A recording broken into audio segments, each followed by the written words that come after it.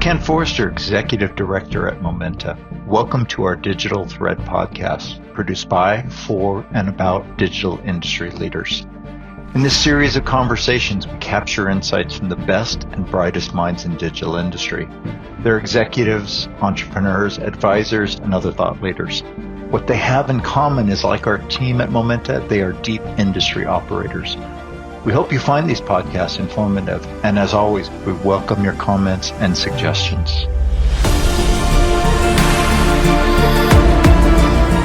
Good day and welcome to episode 225 of Momenta Digital Thread podcast series. I'm joined today by Doug Harp, who leads our advisory practice, and today we are greatly pleased to host Hiran Bhadra, Senior Vice President of Strategy for Belden. Hiran is part of the senior leadership team at Belden and has led strategy and technology over the past 2 years. In this role, he leads the transition plans for expanding the company from its core product-based position to a solution-focused one with a strong focus on core networking product technologies and data engineering capabilities. Prior to Belden, Hiran was a senior partner in consulting organizations like Accenture and KPMG, focused on manufacturing and digital transformation. Hiran, welcome to our Digital Thread podcast. Hey, thanks, Ken. Nice to be here. And nice to have you. And thank you, Doug, for recommending Hiran. I think this will be a really good conversation on a very interesting company from my perspective, of course, and that's Belden. You know, we call this the Digital Thread podcast, so we always like to start off to really ask about what would you consider to be your digital thread? In other words, the thematic threads that define your digital industry journey. Sure, Ken. So, in about a couple of months, I will be finishing actually 25 years of my professional career. And when I look back and I think of the question you're asking, I see almost 3 arcs in which my professional development has taken place.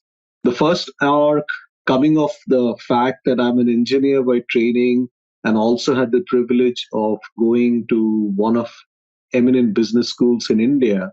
A lot of the thinking was into what we call structured analysis, focusing on business problems, getting to understand why do assets, people, process perform the way they do. But to be truthful, in the early 2000s, even going into the later part of the decade, the focus was far less on technology. It was more about understanding the physical environment to be a successful consultant.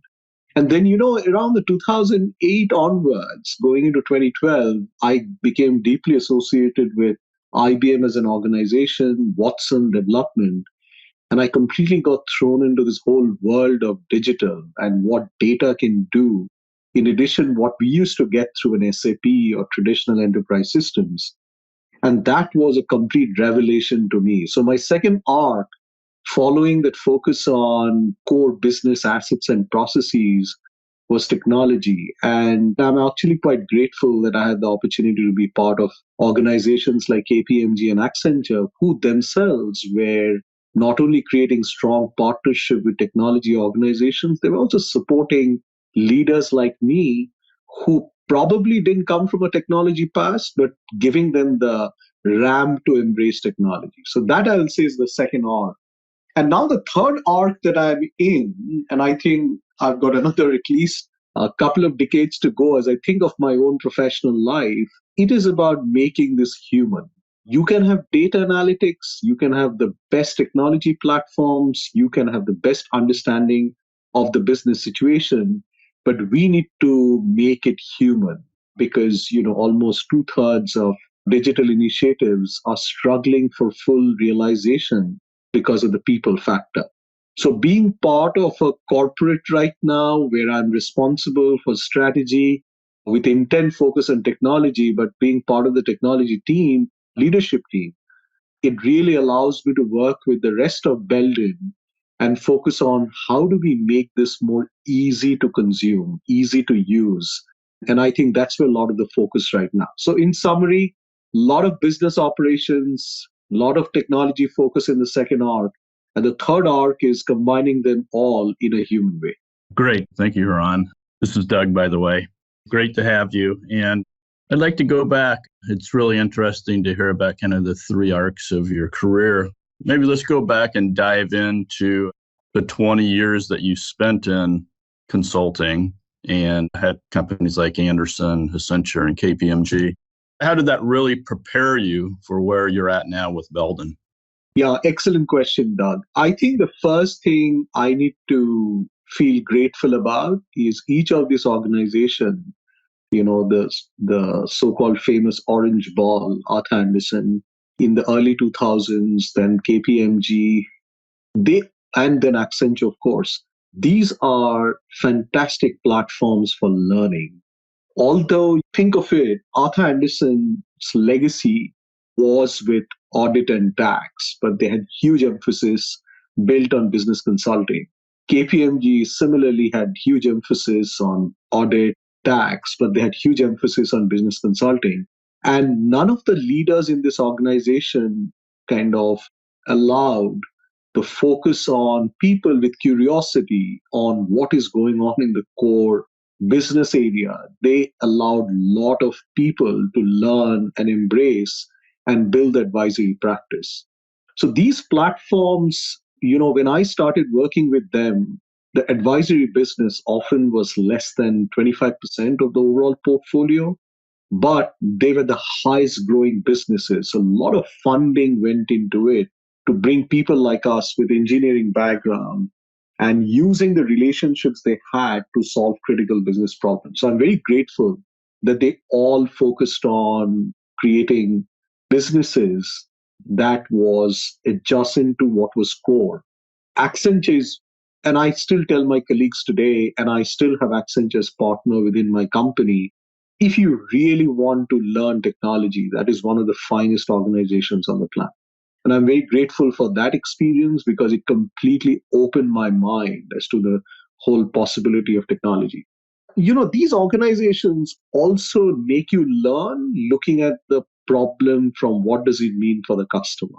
And I think each of these organizations enshrined it from day one that you can have a great idea, you can have a great technology in play, you can have a fantastic story around how does it influence experience, but at the end of the day, is it creating value for the person or the customer that you have in mind? And being very, very value driven about how we went about doing consulting, I will say is a common thread that stood across all these three organizations. And finally, these are also organizations that embrace partnership. They all quickly learned that the complexity of the problems that are out there to be solved by and the kind of trust that customers were placing on them needed strong partnership.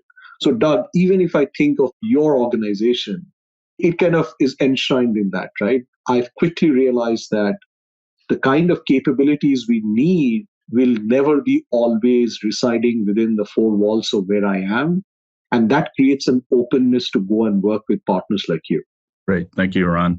Let me riff a little bit on your admiration for Accenture. I noted that you were managing director slash industry principal director for digital manufacturing. So an area that is near and dear to our heart. Let me ask, what were some of your most impactful engagements during that time? Kind of break this into two parts. There's an internal engagement and there's an external engagement. The internal engagement is, when I think back why I joined Accenture, besides the fact that, pivoting to technology was a very conscious choice. Back then, and I'm talking about the 2016, 2017 period of time, the concept of innovation in action, the concept of customer innovation centers, where you conceptualize creating a digital replica or even a hybrid, a digital and a physical asset replica in an innovation environment and bringing customers to it and having a dialogue on what's the art of the possible, I thought was a phenomenal internal engagement that I appreciate. I mean, think of it. I've been part of these design thinking sessions where the CXO of very large manufacturing organization, like $50 billion plus sizes, they have come in, spent 2 days sitting through in the middle of these innovation centers where they are looking at and the concept of digital twin was still early then, but thought process was very similar, saying if we have a data replica of what we do day in day, and we can have technology interrogate that data replica, and we can get some insight, that will be so powerful. So I will say that whole innovation experience that Accenture had established was extremely helpful. And then, of course, then you rotate and there are these specific engagements in which you apply yourself. The ones that clearly come on top of my mind is, and given my background, which is around asset performance management as a topic, manufacturing in globally and capital productivity as an issue is a extremely important topic for the discrete industry, for the process industry, for the oil and gas industry. And as much as it might sound a little contrary to what might be the popular perception, there are significant opportunities for improvement in capital productivity, even in North America. So as a team, we just dived into that problem. And, whether it's in paper, cement, chemicals, steel, mines, which are the kind of category of industries we worked in, the issue is how do you use data to improve capital productivity of the huge amount of trillions of dollars of assets that were deployed. And, when I look back, I can proudly say that often we think of the overall equipment effectiveness as a matrix. And, there are many examples in each of these industries that we could move the needle by few percentage points of, how the assets became more utilized, whether it's a shovel on the mine floor or it's a truck utilization, traveling between distribution plants and the cement manufacturing sites, or the kiln in a cement company. All these real examples where we could apply that knowledge and move the needle. And from a business performance perspective, these means hundreds of millions of dollars. If you can make more chemical or more cement or guarantee quality, or you can utilize these fixed assets, you're not only creating a revenue base for the company, which is significantly higher. Of course, you're contributing the bottom line, but more importantly, you're making the company capital efficient, because as they grow, now they're using lesser and lesser capital for the same amount of outcome. In our consulting language, we used to call it finding the hidden plant. And I think I can look back and proudly say we could find that hidden plant in many, many instances in a very successful way. Fantastic, Hiran. Yeah, I really like the aspect of value creation, focusing on value creation. And kind of as we move the conversation to drill down more on Belden, I guess, maybe talk to us about how you made the move from very strategic soft side services like Accenture over to Belden, which historically has been very, very strong in things like cabling, connectivity, and hardware. So, what attracted you to that, and what is your remit overall at Belden? So what attracted me was the relative size of the organization. And as you know, Belden is a sub $5 billion enterprise, which actually is a strength in terms of the speed with which you can execute. But more importantly, if you really think through the company's core and you think of the opportunity out there, the potential of value creation within Belden is just hugely significant. It's just astronomical. So in pure simple terms, if the world has, let's take the GDP in about 60, 70, 80 or trillion dollars, Belden's contribution in GDP, global GDP, given its core, I think the potential in the next 5, 6, 7 years is to in multiples. And we will see what that multiple finally figures out. So it's a company with a very strong core. But what I was really fascinated by was, one, the leadership commitment and understanding that there was an opportunity to pivot the business model and create more value globally and for itself, of course. And more importantly, and this is where, right, and there was a clear acknowledgement that this is probably the kind of pivot that needed external talent. And, as they, of course, went through their own selection process, I think what drew me to them was essentially this value creation potential. And what drew them to me was my background in the interface of technology, including networking and 5G work that I've done as part of the whole digital transformation, as well as the fact that this transformation from being product oriented to both product and solution oriented has also been part of the work that I've done in the past. So that's the kind of very strong marriage it's created. And I think that hypothesis has worked out very, very well. Looking at some of your writings online, you talk a lot about network and data being important to digital transformation. I notice you coined the term you refer to as data hydration, which I think is an interesting term. Can you say a little bit more about this term and how this really powers digital transformation? Sure, Ken.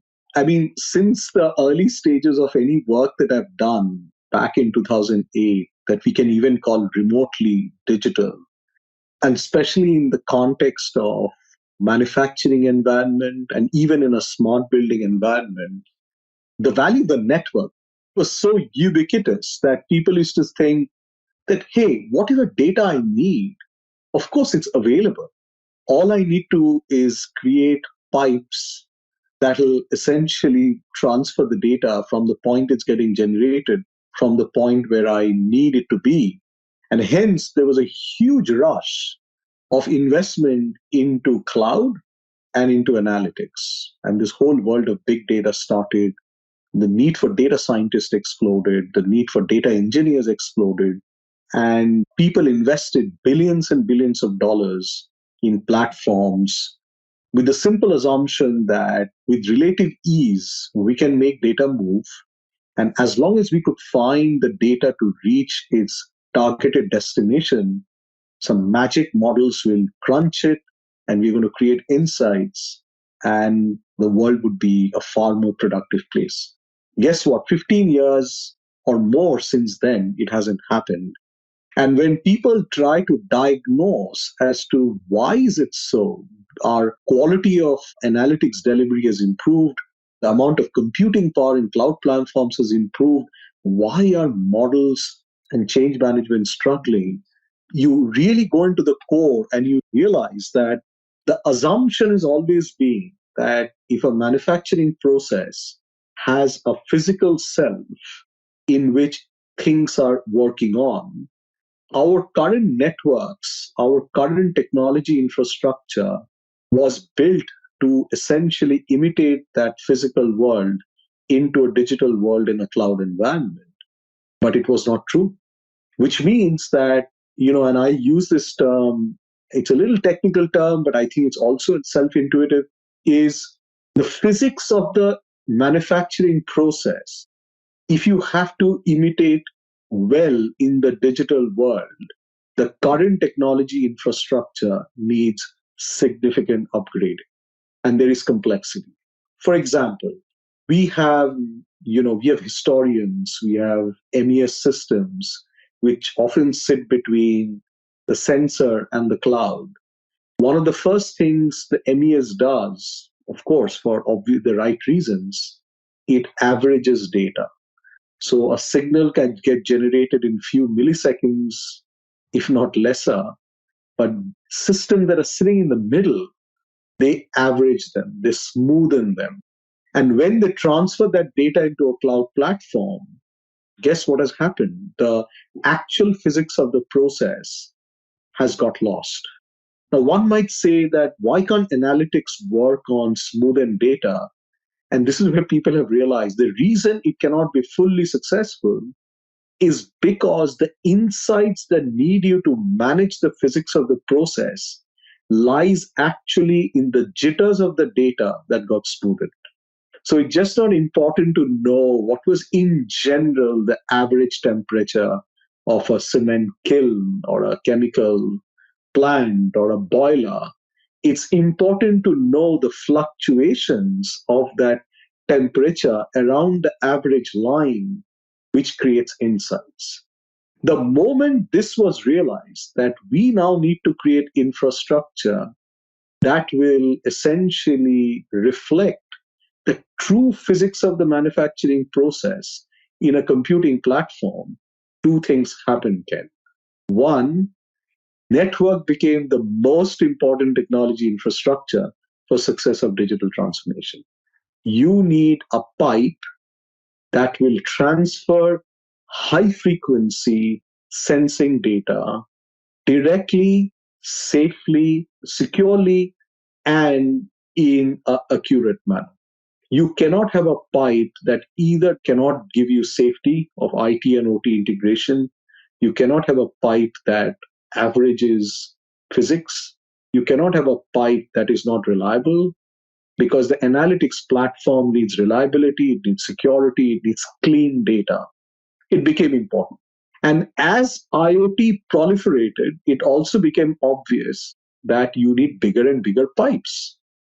And the concept of cloud computing became non sustainable because bigger pipes mean more money. It means more technology infrastructure cost.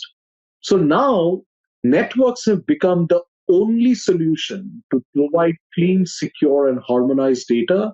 It has also become the only logical destination for edge computing because you cannot take all data at the highest frequency reliably to a remote cloud.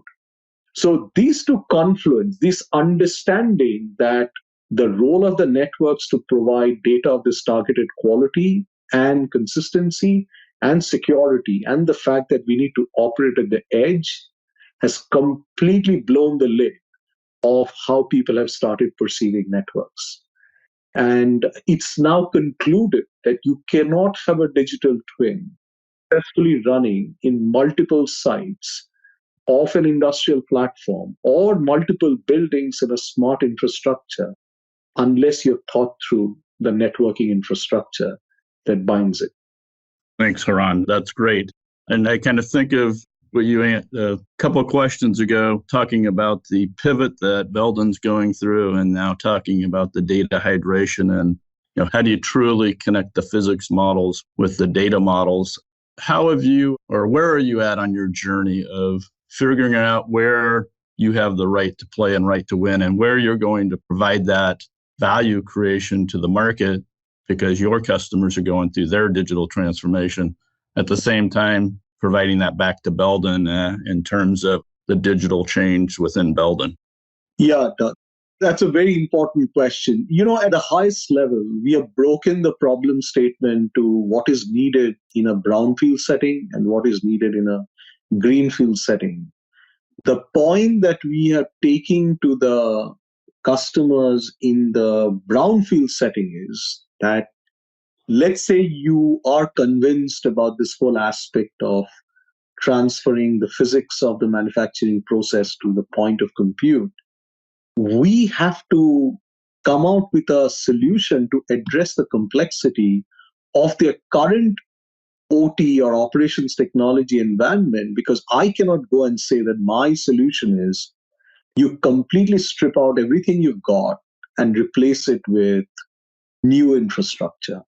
So the company is now focused on saying for brownfield customers, multiple sites where solutions need to be deployed at scale, how can Belden partner and show that using software, using the intelligent products that we have got, in the world of actives, as we call it, and the fact that we completely are in the full portfolio of the path of the data from the signal from the sensor to the cloud, how can our product portfolio, our product capabilities around the actives, plus software orchestration can give them, again, from multiple points of data generation, can give them clean, secure, harmonized data without them needing to make any changes in their OT environment, or let's say as much as possible, no changes in the OT environment is the proposition. So they don't feel that they have a technology debt that they now need to replace again with some billions of dollars. So we work through their technology complexity to provide the data and the network reliability so that then they can focus on applications and end user adoption, which at a technical level means that we have to now become a platform organization, which means we need to be able to say, irrespective of the pipe the signal takes to go from its points of generation to edge or a remote cloud infrastructure, we will provide you the platform that will orchestrate that process, that will deal with the underlying OT complexity that you have to process. So, which means that as a company, what the journey we have now initiated is not only going from being product to a solution organization, it's also about becoming a platform organization that will orchestrate the products, the software, and the services that come along with it. Now, you've given me a great lead into probably what is certainly one of the key questions from my perspective. So you'll know Momenta Ventures are early investors behind Litmus. And I was certainly pleased to see you lead their Series B round in 2022. I think you've already pretty well answered it, but what was the rationale behind that deal? Yeah, again, it goes back to this whole spirit that as you think of the full, I often call it data supply chain, data hydration, let's say we talk about it. A typical manufacturing floor is projected by the leading investment bankers to have 20 times more sensing than what exists today. Even if you think it's going to be 10 times, people are using different kinds of capability to start measuring something. Oh, we didn't measure weather earlier, let's now start measuring weather. Oh, here is a very critical machine in the manufacturing plant. We were not calculating the ambient temperature earlier. Let's start calculating it or measuring it right now. The sensing technologies are complete proliferation of different kinds of protocols. Our manufacturing technology systems have multiple industrial systems out there. You walk into any manufacturing floor, it will at least have 3, 4, if not 6 different industrial systems. The litmus is about dealing with that complexity and trying to harmonize data which comes from many, many different protocols. And how do we harmonize it? Which means if people in the manufacturing floor from a signal transmission technology are speaking Spanish, English, German, Hindi, Chinese, how do you harmonize them into a language, into all of them becoming English, as an example, and making it available? And of course, I'm presenting in a very simplistic way, but we essentially dipped into Litmus's legacy of having worked on it over many, many years. And what it helped us was essentially bring an extremely important capability and acceleration into our own R&D process, where if you go back to my previous answer, we don't want people to change the number of PLC versions they have or the number of PLC manufacturing they have, PLC manufacturers they have. We are not the company saying, please change all your PLCs to Allen Bradley or change all your MES systems to Aviva. We are saying that given the technology OT environment you've got, we will provide the harmonization of that complexity, and Litmus plays a very important role in addressing that capability. Great. So we all know that with digital has come the concept of really powerful and value creating ecosystems. And having worked with you, Hiran, I know ecosystem play is a big part of Belden's value creation and go to market. Can you talk to us about how you are creating value with your partners or for your partners, with your partners, and also your ultimate end customers? Absolutely. I mean, if you think back of the earlier part of the conversation, the two important highlights from my experience with them was remain completely focused on creating customer value. And the second is know that any one organization cannot have all the answers. to what is required in an end-to-end integrated solution. It's the same concept, Doug, that at the end of the day, we are trying to create more value in investments in digital transformation. And, when we use terms like sensor to cloud, we have to decide what our core is and where do we need to partner. We have, as a strategy from an organization standpoint, we are very clear. We are the network and data infrastructure company, while any requirements on sensing, any requirements on cloud operations, we will create partnership. Similarly, even within the network and data infrastructure, we have acknowledged that the technologies like 5G, they're very critical for success in a hybrid environment where our specialization in wireline and wireless over Ethernet and Ethernet capabilities need to talk and integrate with 5G capabilities, which is again a portion of the whole infrastructure where we have decided to pursue ecosystem partnerships. So it's essentially taking the solution view to the customer, unpacking that into all the Lego blocks that are required to work in an integrated fashion, and having a very conscious strategy of which part of the Lego blocks will come from our factories and our balance sheet, and which are the other Lego blocks which are important for the customer solution, but they are not part of our core, but we need to be able to be integrated or capacity to integrate so that the customer value is not at risk.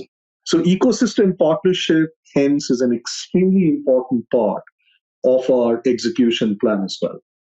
So this has been a great conversation. And, I always like to, in closing, really talk about your own personal inspiration. So let me ask you, where do you find your personal inspiration? Books, recommendations, articles, podcasts, people, etc.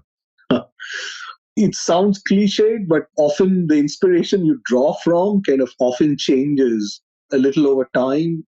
I remember I was enthralled by books like 1984, George Orwell, to Kill a Mockingbird. But if I have to really think of a book and inspiration, the inspiration wise, like many Indians, Gandhi is in our genetic makeup. It's about patience. It's about remaining focused on the truth and not let your resolve kind of be impacted by a lot of noise that may be around you. So, and the Gandhian principles were enshrined in us within my family as I was growing up back in India. So the Gandhian spirit is very much what enshrines me. But recently, and I'm almost kind of finished reading a book, which is Oppenheimer. And the movie, of course, has become very popular. But when you read the book Oppenheimer, it just shows that, how you see the power of technology in the physical world that operates. But then, as even we are embracing AI and making an integral part of our platform development, how do we execute technology in a responsible manner is, I think, one of the critical tasks for a CTO of any organization going forward.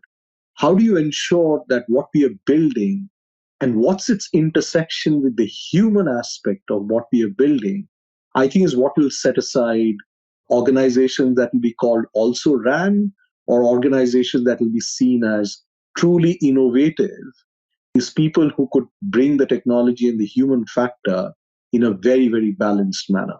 And that's why I thought I'll refer to Oppenheimer, not only because recency, because it just brings to sharp focus how that balance is so critical for the world we live in. Well said. First of all, I can understand much about you already based on the Gandhian aspect, and it certainly describes the Hiran we've gotten to know during this podcast. Oppenheimer, probably one of the quintessential moments in there is where the military leader says, "Oh, it's okay, we've got it from here." And yeah. I'm afraid sooner or later we'll have one of those AI, we have it from here moments. So well said in there. So Hiran, thank you for sharing this time and these great insights with us today.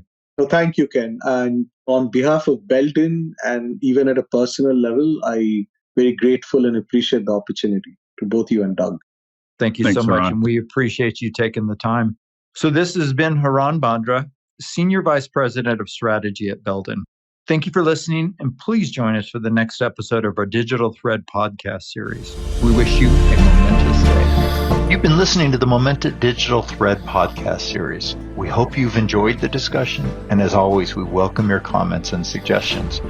Please check our website at momenta.one for archived versions of podcasts, as well as resources to help with your digital industry journey. Thank you for listening.